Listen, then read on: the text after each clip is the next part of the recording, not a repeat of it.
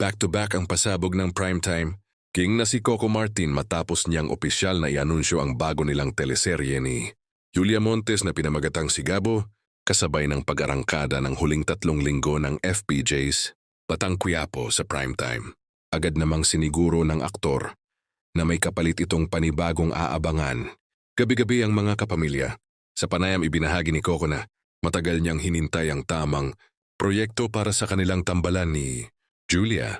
Ayon sa aktor, nais nilang masigurong swak ang konsepto sa kasalukuyang estado nila bilang mga artista at bilang magka-partner sa totoong buhay.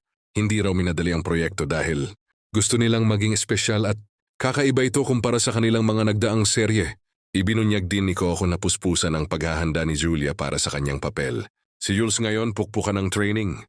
Nag-aaral siya ngayon sa paggamit ng baril, ng fight scenes at tamang pagmomotor.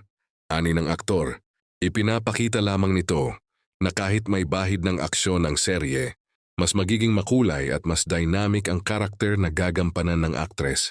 Malinaw na hindi ito basta romansa lang kundi may halong adrenaline at kakaibang atake.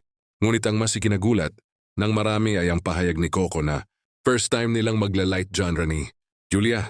Matapos makilala sa mga mabibigat at intense na drama roles, susubukan naman nilang pasayahin ang mga manunood gabi-gabi. Pasasayahin naman natin yung mga tahanan gabi-gabi, saad niya. Dagdag pa rito, halos lahat umano ng makakasama nila sa proyekto ay mga komedyante, kaya asahan ang mas magaan, mas masaya, at feel-good na timpla ng kwento. Isa pa sa dapat abangan sa Sigabo ay ang pagiging episodic nito. Ibig sabihin, iba-iba ang kwento at misyon kada linggo, kaya siguradong sariwa at hindi nakakasawa ang bawat episode. Iba-ibang experience every week, ani Coco.